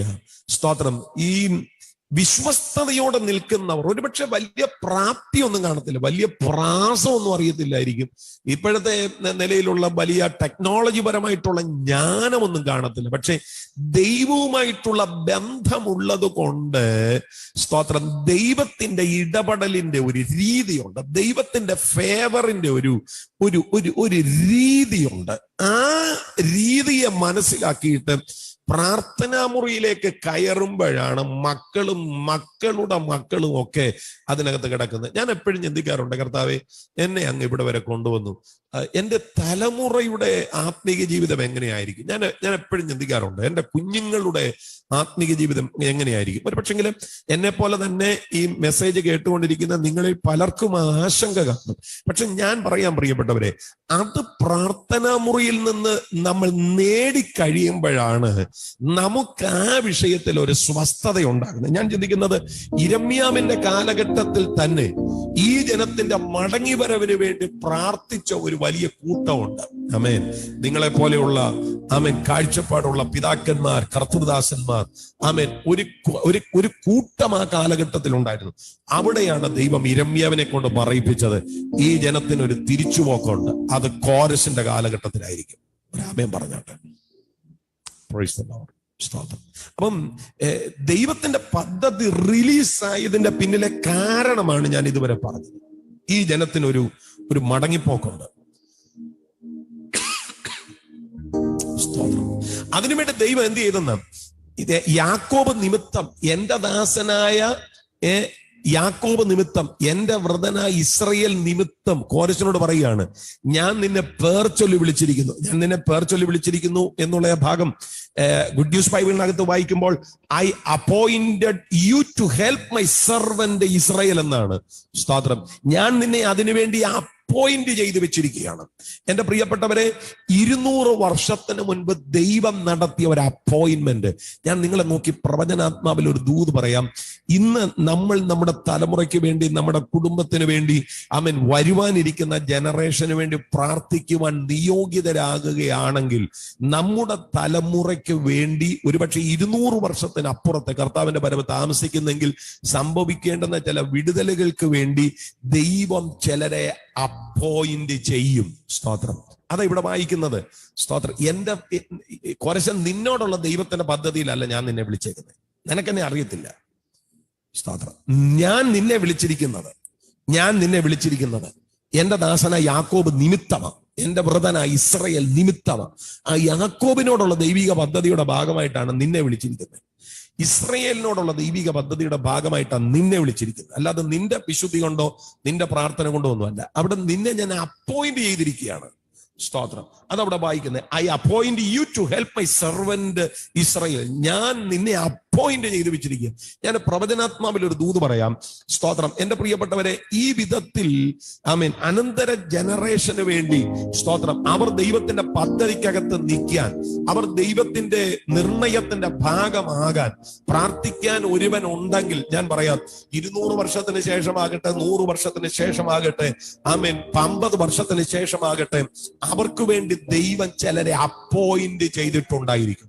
ഞാൻ പറയാം, സ്തോത്രം, നമുക്ക് വേണ്ടി ദൈവം ചിലരെ അപ്പോയിന്റ് ചെയ്ത് വെച്ചത് കൊണ്ടാണ് ഇന്ന് നമ്മളായിരിക്കുന്ന ഈ സിറ്റുവേഷൻ നമ്മൾ ഇരിക്കുന്നത്. മനസ്സിലാകുന്നുണ്ടോ? രാമൻ പറഞ്ഞാട്ട്. അല്ലാതെ നമ്മുടെ മിടുക്കൊണ്ടൊന്നും അല്ല. ദൈവം ആരെയൊക്കെ അപ്പോയിന്റ് ചെയ്തിരുന്നു. സ്തോത്രം. നമ്മുടെ ആ ജോലി സ്ഥലത്ത്, നമ്മുടെ ആ മിനിസ്ട്രിയുടെ ഏരിയയിൽ, സ്തോത്രം, ആമേൻ, നമ്മളെ കണ്ടപ്പോ വിളിക്കാന്, ഹല്ലേലൂയ, പാസ്റ്റർ ഇവിടെ വരണം എന്നൊക്കെ പറഞ്ഞ് വിളിക്കാനായിട്ട് ദൈവം ചിലരെ അപ്പോയിന്റ് ചെയ്തത്. നിങ്ങൾ ചിന്തിക്കരുത് നിങ്ങളുടെ കഴിവ് കണ്ടിട്ട് സ്തോത്രം ഇന്നാളെന്നെ വിളിച്ച്, ഒരിക്കലും അല്ല. ദൈവം അപ്പോയിന്റ് ചെയ്തത്. ഇവിടെ കോരസിനോട് പറയുക, എന്റെ ദാസൻ നിമിത്തം, എന്റെ വ്രതൻ നിമിത്തം, ആ പദം നിങ്ങൾ അണ്ടർലൈൻ ചെയ്തോണം. ഞാൻ നിന്നെ അപ്പോയിന്റ് ചെയ്യുകയാണ്. ഹല്ലേലൂയ. ചിലരെ നോക്കി പ്രവചിച്ച് ഞാനൊരു ദൂത് പറയാം. ദൈവത്തിന്റെ ആത്മാവ് ചിലരെ അപ്പോയിന്റ് ചെയ്യും നമുക്ക് വേണ്ടി. വിശ്വസിക്കുന്നവർ കരങ്ങൾ ഉയർത്തി കർത്താവിനെ ഒന്ന് സ്തുതിച്ചാട്ടെ. ഹന്തല. ദൈവത്തിന്റെ ആത്മാവ് ചിലരെ അപ്പോയിന്റ് ചെയ്യും. ഈ സന്ധിയിൽ അങ്ങനെ ചില അപ്പോയിന്റ്മെന്റുകൾ, ആമേൻ, സ്തോത്രം, ഈ കാലഘട്ടത്തിൽ ഉണ്ടാകട്ടെ. ഹല്ലേലൂയ. സ്തോത്രം. ഞാൻ ചിലരെ അപ്പോയിന്റ് ചെയ്യും. അതാ ഇവിടെ പറയുന്നത്, ഞാൻ ചിലരെ അപ്പോയിന്റ് ചെയ്യും. എന്നിട്ട് കോരസിനോട് പറയുക, ഞാൻ നിന്നെ ഓമന പേർ ചൊല്ലി വിളിച്ചിരിക്കുന്നു. ഈ മെസ്സേജിന്റെ ഒരു പ്രധാനപ്പെട്ട ദൂതാണത്. സ്തോത്രം. ദൈവം നമുക്ക് വേണ്ടി ചിലരെ അപ്പോയിന്റ് ചെയ്യണം. അതൊരു പക്ഷേ നമുക്ക് വേണ്ടി ആയിരിക്കാം. ഹല്ലേലൂയ. ഞാൻ പറയാം, എന്റെ ദൈവദാസന്മാരെ, സ്തോത്രം, എന്റെ മിനിസ്ട്രിയോടുള്ള ബന്ധത്തിൽ കാലാകാലങ്ങളിൽ എന്റെ മിനിസ്ട്രിയെ ചേഞ്ച് ചെയ്യാൻ ദൈവം ചിലരെ അപ്പോയിന്റ് ചെയ്തിട്ടുണ്ടായിരുന്നു. സ്തോത്രം. ദൈവം ചിലരെ അപ്പോയിന്റ് ചെയ്തിട്ടുണ്ട്. അല്ലാതെ എൻ്റെ പ്രസംഗത്തിന്റെ മികവ് കൊണ്ടും എൻ്റെ ഭാഷാ ശൈലി കൊണ്ടും ഒന്നും മിനിസ്ട്രിയുടെ പല നിലകളിലേക്ക് കയറി വന്ന ആളൊന്നും അല്ല ഞാൻ. ദൈവം ചിലരെ വിവിധ ഇടങ്ങളിൽ അപ്പോയിന്റ് ചെയ്തിട്ടുണ്ടായിരുന്നു. ഓരോ വേദികളിലേക്ക് കയറ്റിവിടാൻ, ഓരോ ഇടങ്ങളിൽ കൊണ്ടുചെന്ന് നിർത്താൻ ദൈവം ചിലരെ അപ്പോയിന്റ് ചെയ്തിട്ടുണ്ടായിരുന്നു. ആ കൃത്യമായ അപ്പോയിന്റ്മെന്റുകൾ അവിടെ ഉണ്ടായിരുന്നത് കൊണ്ടാണ് സ്തോത്രം കൃത്യമായ നിലകളിൽ സ്തോത്രം എനിക്ക് മാറ്റങ്ങൾ ഉണ്ടായത്. അതുപോലെ തന്നെ ഞാൻ പ്രവചിച്ചു പറയാം, ദൈവം നിങ്ങൾക്കും ഇതുപോലെയുള്ള അപ്പോയിന്റ്മെന്റുകൾ നൽകിയിട്ടുണ്ട്. ഇനിയും അനന്തര തലമുറകൾക്കും ദൈവം അപ്പോയിന്റ്മെന്റുകൾ വെച്ചിട്ടുണ്ട്. സ്തോത്രം. ഇത് ഓപ്പൺ ആകുന്നത് നമ്മുടെ പ്രാർത്ഥന മുറിയിലാണ്. എവിടെയോ പ്രാർത്ഥിക്കുവാൻ ചിലർ തയ്യാറാകുമ്പോൾ മാത്രമേ അങ്ങനെയുള്ള അപ്പോയിന്റ്മെന്റുകൾ ഉളവാകത്തുള്ളൂ. ഹല്ലേലൂയ. സ്തോത്രം. ഞാൻ പറയുന്നത് നിങ്ങൾക്ക് മനസ്സിലാക്കാൻ പറ്റുന്നുണ്ടെന്ന് ചിന്തിക്കുക. അവിടെയാണ് ദൈവം കോരസിനോട് പറയുന്നത്, ഞാൻ നിന്നെ ഓമന പേർ ചൊല്ലി വിളിച്ചിരിക്കുന്നു. സ്തോത്രം. I have surnamed thee. ഞാൻ നിനക്ക് സർനെയിം ഇട്ടിരിക്കുകയാണ്. ഞാൻ ആ സർനെയിം എന്ന വാക്കിന്റെ അർത്ഥം പറഞ്ഞു, കുടുംബപ്പേര്, കുലപ്പേര്, അല്ലെ? സ്തോത്രം. അതെല്ലാമാണ് ഈ സർനെയിം എന്ന വാക്കിന്റെ അർത്ഥം. അപ്പൊ ഈ കോരശന് എന്ത് സർനെയിമായിട്ടിരിക്കുന്നത്? ഒരു സർനെയിമാണ് ഈ 44-ാം അധ്യായത്തിന്റെ സ്തോത്രം അവസാന ഭാഗത്ത് കാണുന്നത്. കോരശന്റെ ഇടയൻ, എന്റെ ഇടയൻ. 44-ാം അധ്യായം 28-ാമത്തെ വാക്യം. കോരശന്റെ ഇടയൻ അവന്റെ ഹിതമെല്ലാം ചെയ്യും. സ്തോത്രം. ഇടയൻ, എന്റെ ഇടയൻ. വാസ്തവത്തിൽ യഹോവ എന്റെ ഇടയൻ എന്ന് പറയുന്നത് പോലെ, സ്തോത്രം, ഞാൻ നല്ല ഇടയനാകുന്നു എന്ന് യോഹന്നാൻ 10 പറയുന്നത് പോലെ, അത് കർത്താവ് തന്റെ പുത്രന് വേണ്ടി വെച്ചിരിക്കുന്ന നാമമാണ് എന്റെ ഇടയൻ എന്നുള്ളത്. സ്തോത്രം. അത് കോരസിനെ പറ്റി വിളിച്ചിരിക്കുകയാണ്. കോരസ് എന്റെ ഇടയൻ. അതാണ് സർനെയിം എന്ന് പറയുന്നത്. കുലനാമം, കുടുംബപ്പേര്. കോരസിന് കർത്താവ് കൊടുത്തത് തന്റെ പുത്രന് വെച്ചിരിക്കുന്ന നാമമാണ് എന്റെ ഇടയൻ. സ്തോത്രം. അതാ സർനെയിം. ഹല്ലേലൂയ. സ്തോത്രം. അതുപോലെ തന്നെ കോരസിന് കൊടുത്ത ഒരു സർനെയിമാണ് എന്റെ അഭിഷിക്തനായ കോരശ്. 45-ന്റെ 1 കിടപ്പുണ്ട്. യഹോവ തന്റെ അഭിഷിക്തനായ കോരശിനോട് ഇപ്രകാരം അരുളി ചെയ്യുന്നു, തന്റെ അഭിഷിക്തനായ കോരശ്. സ്തോത്രം. ആരാണ് അഭിഷിക്തൻ? ഈ കഴിഞ്ഞിടയ്ക്ക് അത് സംബന്ധമായിട്ട് ഒരു ചെറിയ വിവാദവും ഒരു ചെറിയ മെസ്സേജും ഒക്കെ ഉണ്ടായിരുന്നു. നിങ്ങൾ കേട്ട് കാണും, ഞാൻ അത് വിശദീകരിക്കുന്നില്ല. എല്ലാവരെയും അഭിഷിക്തനെന്ന് വിളിക്കാൻ പറ്റില്ല എന്ന് പറഞ്ഞ ഒരു മെസ്സേജിന്റെ ഭാഗമാണ്. സ്തോത്രം. കേട്ടിട്ടുള്ളവരുടെ ഓർമ്മയിൽ വന്നു കാണും. ഇവിടെ കോരസിനോട് പറയുന്നു, കോരസ് എന്റെ അഭിഷിക്തൻ. സ്തോത്രം. ആരാണ് റിയൽ ആയിട്ടുള്ള അഭിഷിക്തൻ? നമുക്കറിയാം, ക്രൈസ്റ്റ് എന്ന വാക്കിന്റെ അർത്ഥമാണ് അനോയിന്റഡ്, അഭിഷിക്തൻ. സ്തോത്രം. ഇതുകൊണ്ടാണ് പറയുന്നത്, ഞാൻ നിനക്ക് സർനെയിം വെച്ചിട്ടുണ്ട്. വാസ്തവത്തിൽ പുത്രന് പിതാവായ ദൈവം വെച്ചിരിക്കുന്ന നാമങ്ങളാണ് ഈ എന്റെ ഇടയൻ, അഭിഷിക്തൻ എന്നൊക്കെ പറയുന്നത്. പക്ഷെ ആ നാമം, സ്തോത്രം, ഈ ജനത്തിന്റെ വിടുതലിന് വേണ്ടി ദൈവം തിരഞ്ഞെടുത്ത ഒരുത്തന് ദൈവം നൽകുകയാണ്. സ്തോത്രം. ആമേൻ. ഞാൻ ചിലരെ നോക്കി ആത്മാവിൽ ഒരു ദൂത് പറയാം. എന്റെ പ്രിയപ്പെട്ടവരെ, ഇതുപോലെ സ്തോത്രം. ഞാൻ അതിന്റെ 2ാമത്തെ പാർട്ടിൽ നിന്നിട്ട് പറയാം. ദൈവം കോരസ് ചെയ്യേണ്ടുന്ന ഉദ്ദേശത്തിന്റെ പേരിൽ സർനെയിം ഇട്ട് വിളിച്ചതുപോലെ നമ്മളിൽ ചിലരെ കർത്താവ് സർനെയിം ഇട്ട് വിളിക്കുന്നു. ഞാൻ ഈ ഒരു വാക്യം എന്റെ ഹൃദയത്തിൽ ഇങ്ങനെ കത്തി അന്ന് മുതൽ ഞാൻ ദൈവത്തോട് പ്രാർത്ഥിക്കുന്ന ഒരു പ്രാർത്ഥന, കർത്താവെ എന്നെ സർനെയിം ഇട്ടൊന്ന് വിളിക്കണം. കോരസ് യോഗ്യനല്ല എന്റെ ഇടയനെന്ന് വിളിക്കാൻ. സ്തോത്രം. കോരസ് യോഗ്യനല്ല നീ എന്റെ അഭിഷിക്തനാണെന്ന് പറയാൻ. പക്ഷെ കർത്താവ് അവനെ വിളിച്ചു. അതാ കോരസിന്റെ വിശുദ്ധ ജീവിതം കൊണ്ടൊന്നും അല്ല, അത് കോരസിന്റെ പ്രാർത്ഥനാ ജീവിതം കൊണ്ടോ വചനജ്ഞാനം കൊണ്ടോ ഒന്നുമല്ല. അത് കോരസിലൂടെ ദൈവം നിർവഹിക്കുവാൻ വെച്ചിരിക്കുന്ന തന്റെ ഉദ്ദേശത്തിന്റെ ഭാഗമായിട്ട് വിളിച്ചത്. അതുകൊണ്ട് ഞാൻ ഈ വചനം എന്റെ അകത്ത് കത്തി അന്ന് മുതൽ ദൈവത്തോട് പ്രാർത്ഥിക്കുക, കർത്താവേ എന്നെ സർനെയിം ഇട്ടൊന്ന് വിളിക്കണേ. Oh Jesus. കർത്താവിന്റെ ദാസ ഫിന്നി വർഗീസ് വായിച്ച ആ വാക്യം, കാൺമീൻ നാം ദൈവമക്കളെന്ന് വിളിക്കപ്പെടുവാൻ പിതാവ് നമുക്ക് എത്ര വലിയ സ്നേഹം നൽകിയിരിക്കുന്നു. സ്തോത്രം. ആ ദൈവമക്കൾ എന്ന പേര് നമ്മുടെ സർനെയിമാണ്. ദൈവമക്കൾ, കാൺമീൻ നാം ദൈവമക്കളെന്ന് വിളിക്കപ്പെടുവാൻ, അത് നമ്മുടെ സർനെയിമാണ്, ദൈവമക്കൾ. ഹല്ലേലൂയ. അത് നമുക്ക് മാത്രമല്ല, ഇപ്പോൾ ഈ ലൈനിലെ 71 ഡിവൈസുകളുണ്ട്. 71 ഡിവൈസിൽ ഒരു പക്ഷെങ്കിൽ ഒരു 10-120 പേര് കാണും. മിക്കവാറും ഡിവൈസുകളിലൊക്കെ 2 പേരൊക്കെ കാണും, ചിലപ്പോൾ അതിലധികം ആളുകൾ കാണും. അതെല്ലാം കൂടെ കൂട്ടിയാണ് ഞാൻ പറയുന്നത്. ഒരു ചിലപ്പോൾ 100-ലധികം ആളുകൾ കാണുമായിരിക്കും. ഫേസ്ബുക്കിൽ എത്ര പേര് കാണുന്നുണ്ടെന്ന് എനിക്ക് അറിയത്തില്ല. ഞാൻ പറയാം, നമുക്ക് എല്ലാവർക്കും ഉലകത്തിലുള്ള കർത്താവിനെ അറിഞ്ഞിട്ടുള്ള എല്ലാവർക്കും കിട്ടിയിരിക്കുന്ന സർനെയിമാണ് ഈ ദൈവമക്കൾ എന്ന് പറയുന്ന സർനെയിം.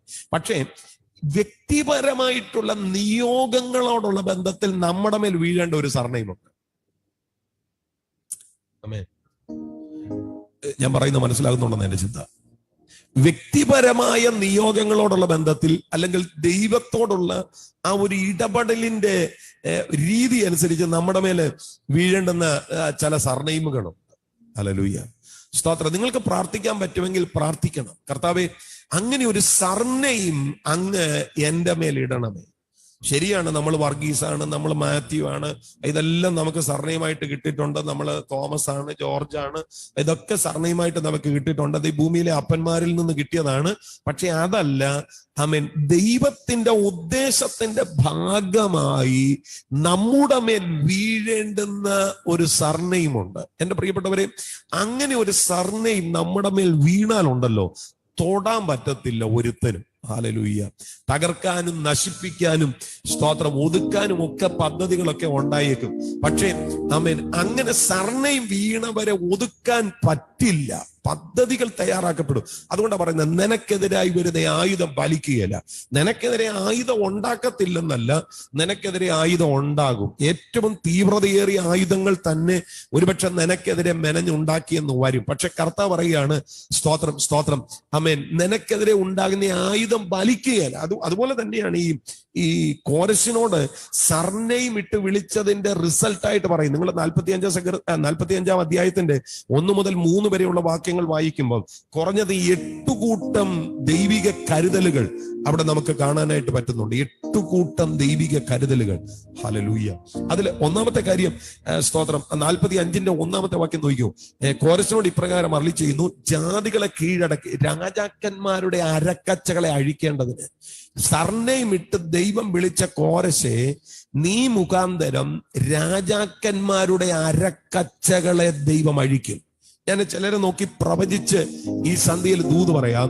ആമേൻ. ദൈവം നമ്മളെ സർനെയിം ഇട്ട് വിളിച്ചാൽ ചിലരുടെ അരക്കച്ചകളെ ദൈവം അഴിക്കും. വിശ്വസിക്കുന്നവരുണ്ടെങ്കിൽ ആത്മാവിൽ ഒരുമിച്ച് കർത്താവിനെ ഒന്ന് സ്തുതിച്ചാട്ടെ. ചിലരുടെ അരക്കച്ചകളെ ദൈവം അഴിക്കും. ഇവിടെ അന്നത്തെ കാലഘട്ടത്തിന്റെ പശ്ചാത്തലത്തിൽ നിന്ന് വേണം അരക്കച്ച എന്നുള്ള പദമൊക്കെ നമ്മൾ ചിന്തിക്കാൻ. നമുക്ക് ഇന്നത്തെ പശ്ചാത്തലത്തിൽ അത് മനസ്സിലാകത്തില്ല. അവിടെ അരക്കച്ചകളെ അഴിക്കുക എന്ന് പറഞ്ഞാൽ അതിന്റെ അർത്ഥം എന്താണെന്നറിയാമോ? ഈ രാജാക്കന്മാര് അകത്ത് മുറുക്കമുള്ള വസ്ത്രവും പുറത്ത് സ്വാഭാവികമായും അയഞ്ഞ വസ്ത്രവുമാണ് ധരിക്കുന്നത്.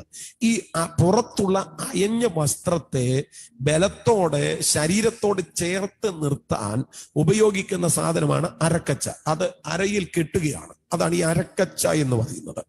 ഇവിടെ കോരശിനോട് പറയുകയാണ്, ഞാൻ നിന്നെ സർനെയിം ഇട്ട് വിളിച്ചിരിക്കുന്നത് കൊണ്ട്, അത് നിന്റെ വിശുദ്ധി കൊണ്ടല്ല, എന്റെ ദാസൻ നിമിത്തമാണ്, എന്റെ ദാസന് വേണ്ടിയാണ്. ഞാൻ നിന്നെ സർനെയിം ഇട്ട് വിളിച്ചിരിക്കുന്നത് കൊണ്ട്, സ്തോത്രം, നീ ജാതികളെ കീഴടക്കും, രാജാക്കന്മാരുടെ അരക്കച്ചകളെ അഴിക്കും. രാജാക്കന്മാരുടെ അരക്കച്ച അഴിയുന്നു എന്ന് പറഞ്ഞാൽ അതിന്റെ അർത്ഥം എന്താണെന്നറിയാം? രാജാക്കന്മാരെ നീ പരാജയപ്പെടുത്തിയെന്ന്. ഒരുത്തന്റെ അരക്കച്ച അഴിച്ചു എന്ന് പറഞ്ഞാൽ അവനെ പരാജയപ്പെടുത്തിയെന്ന്. സ്തോത്രം. അപ്പൊ സർനെയിം ഇട്ട് വിളിക്കപ്പെട്ടവനോട് ദൈവത്തിന്റെ ആത്മാവ് പറയുന്ന 1-ാമത്തെ അനുഗ്രഹം ഇതാണ്: നിനക്ക് വേണ്ടി ഞാൻ ചിലരുടെ അരക്കച്ചകളെ അഴിക്കും. സ്തോത്രം. അരക്കച്ചകളെ അഴിക്കും.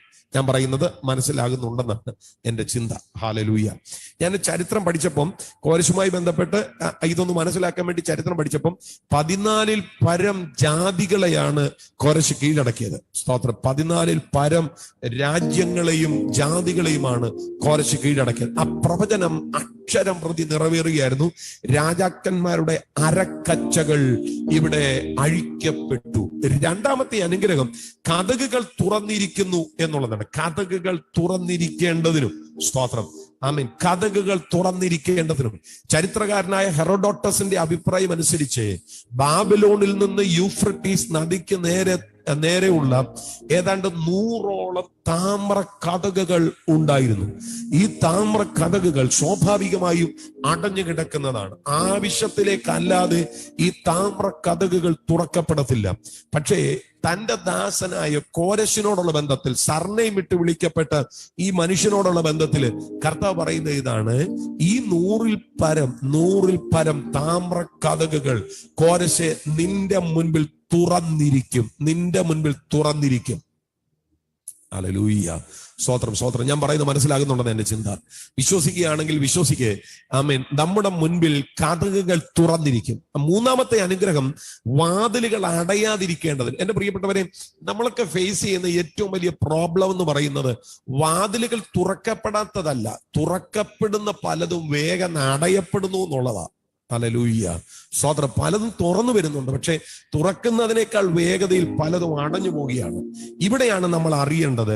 കോരശിനോട് പറയുന്ന വാക്കിതാണ്: കോരശെ, വാതിലുകൾ തുറന്നിരിക്കേണ്ടതിന്, വാതിലുകൾ തുറന്നിരിക്കേണ്ടതിന്, തുറന്നവയെ അടയാതിരിക്കേണ്ടതിന്. കേട്ടോ, കേട്ടോ. തുറക്കപ്പെട്ടാൽ പോരാ, തുറക്കപ്പെടുന്ന ഒന്നും അടയരുത്. ജീസസ്, തുറക്കപ്പെടുന്നതൊന്നും അടയരുത്.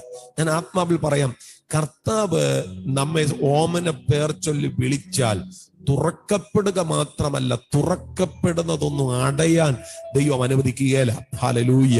തുറക്കപ്പെടുകയും തുറക്കപ്പെടുന്നവയെ അടയാതിരിക്കുകയും ചെയ്യും. ആമേൻ.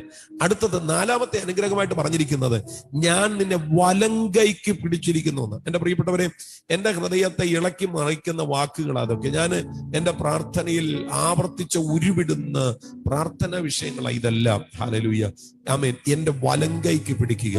സ്തോത്രം. ഞാൻ എപ്പോഴും ദൈവത്തോട് പ്രാർത്ഥിക്കാറുണ്ട്, കർത്താവ് എന്റെ വലങ്കൈക്കൊന്ന് പിടിക്കണേ. അക്ഷരീകമായി ഞാൻ ഹൃദയം കൊണ്ട് കൊതിക്കുന്നുണ്ട്, ദൈവം എന്റെ വലങ്കൈക്കൊന്ന് പിടിക്കുക. ഞാൻ നിങ്ങളോട് ഹൃദയം തുറന്ന് പറയാം, ഈ ഭൂമിയിലുള്ള എന്റെ ഏറ്റവും വലിയ സ്വപ്നം, സ്തോത്രം, എന്റെ കർത്താവിനെ മരിക്കുന്നതിന് മുമ്പ് കണ്ണു തുറന്നൊന്ന് കാണണമെന്ന്. നിശ്ചയമായിട്ടും ആമേൻ.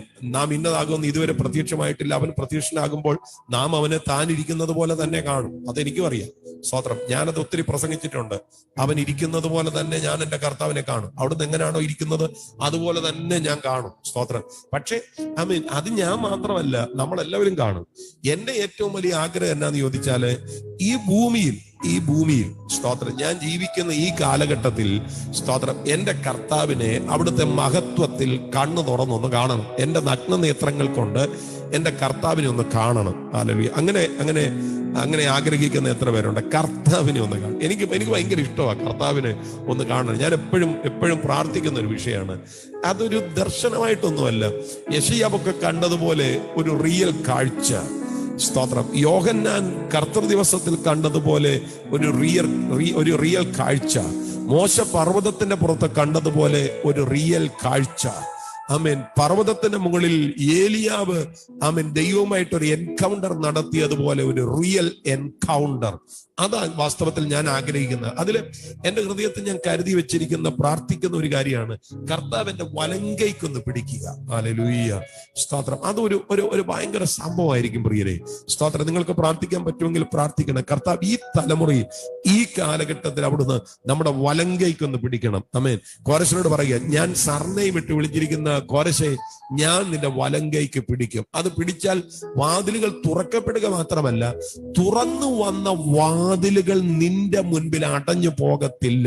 ചിലരെ നോക്കി ഞാൻ ആത്മാവിൽ പറയാം, നമ്മുടെ തലമുറയുടെ മുൻപിലും പല വാതിലുകളും തുറക്കപ്പെടുന്നുവെങ്കിലും തുറക്കപ്പെടുന്നതിനേക്കാൾ വേഗതയിൽ പലതും അടയപ്പെടുമ്പോൾ കർത്താവ് വലങ്കൈക്ക് പിടിക്കുകയാണെങ്കിൽ അറിയണം, വലങ്കൈക്ക് പിടിച്ചവൻ, സ്തോത്രം, കൂടെ ഉണ്ടെങ്കിൽ തുറക്കപ്പെടുക മാത്രമല്ല, തുറക്കപ്പെടുന്നതൊന്നും അടയത്തില്ല. ഒരാഭിചാരത്തിനും അടയ്ക്കാൻ പറ്റത്തില്ല, ഒരു മന്ത്രവാദത്തിനും അടയ്ക്കാൻ പറ്റത്തില്ല, ഒരു ദുർഭൂത ശക്തികൾക്കും അടയ്ക്കാൻ പറ്റത്തില്ല, ഒരു പൈശാചിക മണ്ഡലത്തിനും അടയ്ക്കാൻ പറ്റത്തില്ല. വിശ്വസിക്കുന്നവരുണ്ടെങ്കിൽ ആത്മാവിൽ കർത്താവിനെ സ്തുതിച്ചാട്ടെ. കർത്താവ് വലങ്കൈക്കൊന്ന് പിടിക്കണം. സ്തോത്രം. അത് നാലാമത്തെ അനുഗ്രഹമാണ്. അഞ്ചാമത്തെ അനുഗ്രഹമായിട്ട് അവിടെ പറഞ്ഞിരിക്കുന്നത്, ഞാൻ നിനക്ക് മുൻപായി ചെന്ന ദുർഘടങ്ങളെ നിരപ്പാക്കും. നീ എത്തിക്കഴിയുമ്പോൾ ദുർഘടങ്ങളെ നിരപ്പാക്കുന്ന പരിപാടിയല്ല. ഞാൻ നിനക്ക് മുമ്പായി പോകും, ഞാൻ നിനക്ക് മുമ്പായി പോകും. കാരണം നിന്നെ ഞാൻ എന്റെ നാമം ഇട്ട് വിളിച്ചിരിക്കുക, എന്റെ സർനെയിം, എനിക്കുള്ള നാമം ഞാൻ നിനക്ക് തന്നിരിക്കുക. അതുകൊണ്ട് ഞാൻ നിനക്ക് മുൻപായി ചെല്ലും. ആമേൻ. നീ ചെല്ലുന്നതിന് മുൻപേ നീ നടക്കേണ്ടുന്ന ദുർഘടങ്ങളെ ഞാൻ നിരപ്പാക്കും. ഓ, പവർ ഓഫ് ഗാഡ്. ഹല്ലേലൂയ. സ്തോത്രം, സ്തോത്രം. നിങ്ങൾക്ക് ഇത് മനസ്സിലാകുന്നുണ്ടെന്ന് ഞാൻ ചിന്തിക്കുന്നത്. നിങ്ങൾക്ക് ഈ വചനത്തോട് ഹൃദയപൂർവ്വം പ്രതികരിക്കാൻ പറ്റുന്നുണ്ടെന്ന് ഞാൻ ചിന്തിക്കുന്നത്. സ്തോത്രം. നമ്മൾ ചെല്ലുന്നതിന്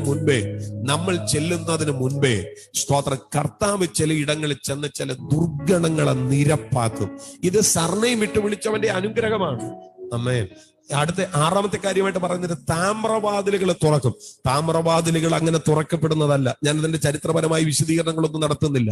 താമ്രവാതിലുകൾ നിന്റെ മുമ്പിൽ തുറന്നിരിക്കും. ഇരുമ്പോടമ്പലുകളെ ഖണ്ഡിച്ചു കളയും. ആമേൻ. സ്തോത്രം. അടുത്തതാണ് പറയുന്നത്, ഞാൻ നിന്നെ പേർ ചൊല്ലി വിളിച്ചിരിക്കുന്നത് കൊണ്ട് ഇരുട്ടിലെ നിക്ഷേപങ്ങളും മറവിടങ്ങളിലെ നിധികളും ഞാൻ നിന്റെ മുമ്പിൽ തുറന്നു തരും. പ്രിയപ്പെട്ടവരെ, സ്തോത്രം, കോരശിനോടുള്ള ബന്ധത്തിലാണ് പറഞ്ഞിരിക്കുന്നതെങ്കിലും ഇത് നമ്മിലേക്ക് അപ്ലൈ ചെയ്യാൻ പറ്റുന്ന നിയോഗത്തിന്റെ ദൈവ ശബ്ദമാണ്. ഹല്ലേലൂയ. കർത്താവ് നമുക്ക് മുൻപായി ഒന്ന് പുറപ്പെടണം. നമുക്ക് മുൻപായി കർത്താവ് പുറപ്പെടണം. ചിലതിനെ തകർത്ത് കളയണം, ചിലതിനെ ഉടച്ചു കളയണം. ഇത് ആരിലാണ് സംഭവിക്കുന്നത്? സർനെയിം ഇട്ട് വിളിക്കപ്പെടുന്നവരിലാണ് ഇത് സംഭവിക്കുന്നത്. ഇത് ഈ ഓൾഡ് ടെസ്റ്റ്മെന്റ് മാത്രമല്ല, കോരശിനോട് മാത്രമല്ല ഈ സർനെയിമിനെ കുറിച്ച് ദൈവം പറഞ്ഞിരിക്കുന്നത്. ന്യൂ ടെസ്റ്റ്മെന്റിലും സർനെയിമുകൾ ഉണ്ടായിട്ടുണ്ട് കേട്ടോ. സ്തോത്രം. അതിലെ ഒരു കാര്യമാണ് ഈ യാക്കോബിനും യോഹന്നാനും ഇടിമക്കൾ എന്ന് കർത്താവ് പേര് നൽകിയത്, അല്ലെ? ബവാനർഗസ് സർനെയിമാണ്. സർനെയിം കർത്താവ് കൊടുത്ത പേരാണ്. അതുപോലെ തന്നെയാണ് ശീമോനെ വിളിച്ചിട്ട് പറയുക, ഞാൻ നിന്റെ പേര് മാറ്റാൻ പോവാ, ഞാൻ നിന്നെ പത്രോസ് എന്ന് വിളിക്കാൻ പോവുക. ശീമോൻ എന്ന് പറഞ്ഞാൽ ഞാങ്ങണ പോലെ ആടുന്നവനെന്ന്. ഞാങ്ങണ എന്ന് പറഞ്ഞാൽ നദികളുടെ തീരത്ത് ധാരാളമായി വളർന്നു നിൽക്കുന്ന ഒരു ചെടിയാണ് ഞാങ്ങണ. സ്തോത്രം. ഞാങ്ങണ പോലെ ആടുന്നവൻ. എന്തിന്റെ മുന്നിൽ ആടും? ശീമോന് ആട്ടം ഉണ്ടായിരുന്നു കേട്ടോ. അതാണ് യേശു കർത്താവിനെ കാണിച്ചു കൊടുത്ത രാത്രിയിൽ സംഭവിച്ചത്. കോഴി കൂകുന്നതിന് മുമ്പ് 3 പ്രാവശ്യം തള്ളിപ്പറയത്തക്ക വിധത്തിൽ പത്രോസിന്റെ അകത്ത് വ്യാപരിച്ച ഒരു ആട്ടം ഉണ്ടല്ലോ. അതിനു മുമ്പ് ഗെത്സമനിൽ വെച്ച് ഈ മനുഷ്യൻ പറഞ്ഞായിരുന്നു, സ്തോത്രം, ഹല്ലേലൂയ, ആര് നിന്നിൽ ഇടറിയാലും ഞാൻ നിന്നിൽ ഇടറുകയില്ല. അത് സ്ട്രോങ് ആയിട്ട് തന്നെ പറഞ്ഞതാ. പക്ഷെ അയാളുടെ തനതായ സ്വഭാവമാണ് ഈ ആടുന്ന സ്വഭാവം. അതുകൊണ്ട് സ്തോത്രം, പലരുടെയും മുന്നിൽ ആടി ആണയിടുവാനും പ്രാകുവാനും തുടങ്ങി. ആടുന്നവനായിരുന്നു. അവിടെയാണ് കർത്താവ് ആമേൻ ശീമോന് പേര് മാറ്റി നൽകി. എന്താ പേര്? പത്രോസ്, പെട്ര. സ്തോത്രം. പത്രോസ് എന്ന പേര് മാറ്റി നൽകി. അതോടുകൂടി പത്രോസിന്റെ രീതി മാറിയെന്ന്. മാളികമുറിയിൽ ആത്മപകർച്ച വെളിപ്പെട്ടപ്പോൾ പത്രോസ് ചാടി എഴുന്നേറ്റ് നിൽക്കുകയാണ്. ഹല്ലേലൂയ. ഇത് വീഞ്ഞു കുടിച്ചിട്ട് വന്നതാണെന്ന് പറഞ്ഞപ്പോ ആമേൻ അങ്ങനെ അല്ലെന്നും പറഞ്ഞ് ന്യായീകരിക്കാനൊന്നും നിന്നില്ല. വചനത്തിൽ നിന്ന് ഗൗരവമേറിയ മറുപടികളാണ് പറയുന്നത്. ഇത് യോവേൽ പ്രവചിച്ചത് കേട്ടോ. പേര് മാറ്റിയിട്ടവന്റെ രീതി മാറി. അതുപോലെ ഈ വചനത്തിന്റെ വെളിപ്പാടിൽ നിന്നിട്ട് പ്രവചനാത്മാവിൽ ചിലരെ നോക്കി ഞാൻ ദൂത് പറയാം. ദൈവത്തിന്റെ ആത്മാവ് നമ്മുടെ പേര് മാറ്റിയിടാൻ ആഗ്രഹിക്കുന്നുണ്ട്. ഹല്ലേലൂയ. സ്തോത്രം. അത് എത്ര പേരാ വെളിപ്പാടിൽ നിന്നിട്ട് ആഗ്രഹിക്കും, കർത്താവേ എനിക്ക് ഒരു സർനെയിം തരണം. ഹല്ലേലൂയ. അത് നാട്ടുകാരും വീട്ടുകാരും അവരുടെ ഇഷ്ടത്തിനകത്ത് നമ്മുടെ മേൽ ഇട്ടു തരുന്ന സർനെയിം അല്ല. ഹല്ലേലൂയ. ഈ നമ്മുടെയൊക്കെ ഇടയില് ചിലരെ ഈ ഡോക്ടർ എന്നൊക്കെ വിളിക്കും. ഡോക്ടർ. സ്തോത്രം. അത് സത്യത്തിൽ അവര് ഡോക്ടറേറ്റ് എടുത്തവരൊന്നുമല്ല. അവരുടെ അറിവിന്റെയൊക്കെ പേരിലാണ് ചിലരെ ഈ ഡോക്ടർ എന്ന് വിളിക്കുന്നത്. അങ്ങനെ ചില പേരുകളൊക്കെ പറയാനായിട്ട് എനിക്ക് പറ്റും. പക്ഷെ ഞാൻ അങ്ങനെ പറയുന്നില്ല. അത് ആ റെസ്പെക്റ്റിൽ വിളിക്കുന്നതാണ് ഡോക്ടർ. സ്തോത്രം. റെസ്പെക്റ്റിൽ വിളിക്കുന്നതാണ്. ആമേൻ. ചില സാറേ എന്ന് വിളിക്കുന്നില്ലേ? സാർ. റെസ്പെക്റ്റിൽ വിളിക്കുന്നതാണ്. സ്തോത്രം. എന്റെ പ്രിയപ്പെട്ടവർ, ഇതുപോലെ എല്ലാവർക്കും ഇല്ലാത്ത ചിലത് ദൈവം നമ്മുടെ മേൽ ഒരു നാമമായിട്ടിടണം. കോരശിനോട് പറയുകയാണ്, ഞാൻ നിന്നെ സർനെയിം ഇട്ട് വിളിച്ചിരിക്കുകയാണ്. Praise the Lord. ഞാൻ ഹൃദയം കൊണ്ട് പ്രാർത്ഥിക്കുകയാണ്, ഈ മീറ്റിംഗിൽ അറ്റൻഡ് ചെയ്യുന്ന ചിലരുടെ മേൽ അങ്ങനെ ഒരു സർനെയിം കർത്താവായിട്ട് ഇട്ട് തരട്ടെ. സ്തോത്രം. ജീസസ്.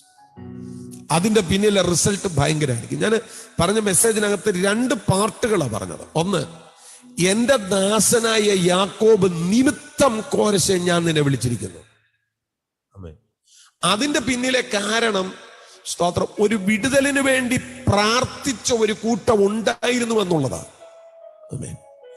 ഈ തലമുറയിൽ കർത്താവിന് വേണ്ടി നിൽക്കുന്ന ഒരു കൂട്ടം, സ്തോത്രം, ആത്മനിറവോടെ കണ്ണുനീരോടെ പ്രാർത്ഥിക്കുവാൻ തയ്യാറാകുമ്പോൾ, സ്തോത്രം, തലമുറകൾക്കപ്പുറത്തേക്ക് നീണ്ടു നിൽക്കുന്ന ഒരു പ്രവൃത്തി ദൈവഹൃദയത്തിനകത്ത് രൂപപ്പെടും. സ്തോത്രം. അത് അതിന്റെ ഒന്നാമത്തെ പാർട്ട്. അവിടെയാണ് ഇന്നത്തെ കൂട്ടായ്മയ്ക്കകത്തുള്ള ദൈവിക പദ്ധതി കിടക്കുന്നത്. സ്തോത്രം. ഒരുപക്ഷെങ്കിൽ ഇനിയും പോയി ചെയ്യാനുള്ള ആരോഗ്യമോ ഇനിയും പോയി ചെയ്യാനുള്ള ആ ഒരവസ്ഥയൊന്നും ഇനിയും കാണത്തില്ല. പക്ഷെ ഞാൻ പറയാം, പ്രാർത്ഥനാ മുറിയിൽ കയറാൻ നമുക്ക് പറ്റും. ഒരുപക്ഷെങ്കിൽ ഇരുന്ന് പ്രാർത്ഥിക്കാൻ, മുഴങ്കാലിൽ ഇരുന്ന് പ്രാർത്ഥിക്കാൻ ആരോഗ്യം അനുവദിക്കുന്നില്ലെങ്കിൽ കിടന്ന് പ്രാർത്ഥിച്ചാലും മതി. സ്തോത്രം. ഞാൻ ചില യൂത്ത് മീറ്റിങ്ങിലൊക്കെ പ്രസംഗിച്ചപ്പം പറഞ്ഞ ചില വാക്കുകൾ ഓർക്കുന്നു. വാസ്തവത്തിലെ പ്രാർത്ഥനാ മുറിയിൽ ചെന്നിരുന്ന് നീ ഒന്ന് സ്തോത്രം ചെയ്താലും മതി, അതിനകത്ത് വ്യാപരിക്കുന്ന ഒരു വിടുതലുണ്ട്. അതുപോലെ ഞാൻ പറയാം, അച്ചായ ഇരുന്ന് പ്രാർത്ഥിക്കാനുള്ള ആരോഗ്യം ഇല്ലെങ്കിൽ കിടന്ന് പ്രാർത്ഥിച്ചാലും മതി. പക്ഷെ ആ പ്രാർത്ഥന അതരം വിറച്ചു പുറത്തേക്ക് വരുന്ന ആ പ്രാർത്ഥനയ്ക്കകത്ത് ഭയങ്കര ദൈവിക പദ്ധതി ഉണ്ടാകും. ദൈവം കാലങ്ങൾക്കപ്പുറത്ത് എഴുന്നേൽപ്പിക്കാൻ പോലും പ്ലാൻ ചെയ്യും. അത് ഒന്നാമത്തെ പാർട്ട്. രണ്ടാമത്തെ പാർട്ടാണ് നമ്മുടെ മേൽ വീഴുന്ന ചില സർനെയിമുകൾ. ഞാൻ അവസാനിപ്പിക്കാൻ പോവുകയാണ്. സ്തോത്രം. ഒരു ഭയങ്കര ദൈവിക പദ്ധതി സ്വർഗം നമ്മുടെ മേൽ തുറക്കണം. ഹല്ലേലൂയ. പ്രാർത്ഥന ഹന്തന. ഒരു ഭയങ്കര ദൈവിക പദ്ധതി ദൈവം നമ്മുടെ മേൽ തുറക്കണം. ഒന്ന് പ്രാർത്ഥിക്കാൻ എത്ര പ്രിയപ്പെട്ടവരുണ്ട്. ഹൃദയവും അതരവും തുറന്നൊന്ന് പ്രാർത്ഥിച്ചേ.